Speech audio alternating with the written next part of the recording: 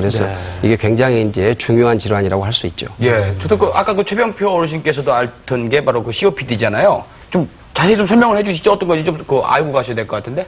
그러니까 COPD라는 병은 역시 흡연하고 밀접한데 숨 쉬는 길 설명해드렸잖아요. 숨 쉬는 길이 폐쇄가 됩니다. 그러니까 숨이 차게 되는 거죠. 아마 우리가 그림이 있으실 텐데요.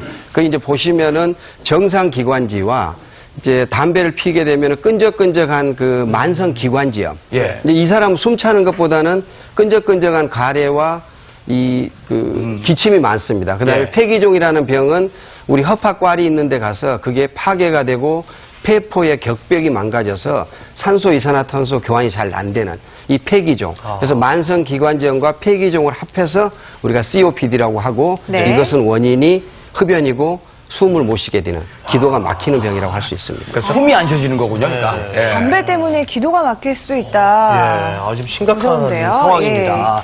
자, 두 번째 숫자로 알아보는 3대 폐 질환인데요. 이번엔 6입니다. 6. 노인들을 노린다. 폐렴. 사망 원인이 6위예요? 와, 그렇게 높아요? 예, 뭐 폐렴이 너무 흔하기 때문에 가볍게 여기는 경향이 있지만은 사망 원인 6위에 꼽히는 무서운 질환입니다. 그렇습니다. 이 폐렴의 원인이 이제 뭐 진균이라든가 세균이라든가 바이러스 이런 원인이 많지만은 뭐 세균성 폐렴이 가장 흔하고요. 특히 이제 노인이 많다고 하지 않습니까? 바로 노인이 면역 기능이 떨어져 있기 때문입니다. 이게 뭐냐면요.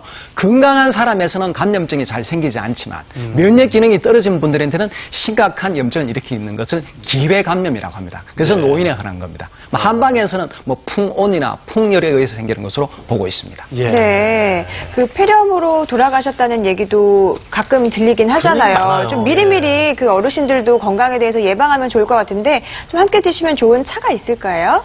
뭐 한약재 가운데서 폐렴의 초기에 열이 있다거나 누런 가래가 날 때 그런 것을 다스리는 약차가 많이 있습니다. 뭐 주로 금은화라든가 인동이라든가 뭐 포공령 그런 민들레고요. 뭐 또 연교, 개나리 열매 뭐 그런 것들이 있습니다. 특히 그런 중에서 금은화가 제일 효과가 좋은데요.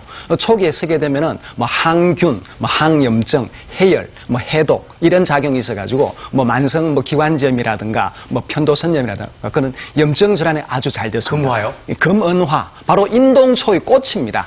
그런데 지난번 그 신종플루가 유행했을 때 중국에서 워낙 그걸 많이 사다 보니까 금은화가 풍기 현상을 빚었다 그런 얘기도 있죠. 구입하시기는 어렵지 않아요? 어디서 살 수 있어요? 뭐 그거는 이제 한약재 상에서 살 수는 있지만 물론 그것도 또 다른 부작용도 있을 수 있고 워낙 차가운 성질이고 하기 때문에 함부로 써서는 안 되고요. 물론 옛날 조선시대 궁중에서도 임금이 자주 마신 차 가운데 금은화차, 인동차가 있습니다. 그렇고 알겠습니다. 자, 숫자로 알아보는 3대 폐 질환 이제 1. 과연 어떤 뜻일까요? 어떤 의미인지 궁금한데요. 여성도 예외가 없다. 폐암, 암 사망률 1위를 달린다고요. 와, 그래? 그만큼 심각한 암이란 뜻이군요. 네, 아니 담배를 많이 안 피우는데 그러니까 여성도. 물론 그 흡연이 가장 폐암의 원인이지만 비흡연자도 얼마든지 폐암이 생길 수 있죠. 근데 문제는 폐암이라는 게 발견 당시에 초기가 아닌 상태로 발견되는 경우가 너무 많다는 겁니다. 여러분들 아마 사진을 보시면 이 환자 경우도 증상이 거의 없는데 병원에 와서 보니까 이미 많이 진행된 상태. 이제 발견되는 경우가 많습니다. 주변 부위는 다 지금 손상되어 있는 거잖아요. 그렇습니다. 그래서 이 폐암이라는 게 조기 발견이 그만큼 어렵다라는 것이 되겠습니다. 근데 어떤 분은 아까 말씀해주신 질환 이외에 허리가 아파가지고 병원을 갔더니 폐암 진단받으신 분이 계시거든요. 왜 허리가 아픈데 왜? 그렇습니다. 폐암이요? 실제적으로 폐암의 위치가 이렇게 폐 증상을 초래하지 않는 경우, 즉 머리가 아파서 온다든지 허리가 아파서 왔는데 보니까 폐암이 척추에 퍼졌고 머리에 퍼진 경우가 있거든요. 그래서 꼭 그 폐 증상, 호흡기 증상이 아닌 경우에도 폐암으로 발견되는 경우가 왕왕 있습니다. 네, 그렇군요. 네. 자, 계속해서 건강은 건강할 때 지키는 게 중요하겠잖아요. 저희가 좀 알아둬야 될 것들이 있죠?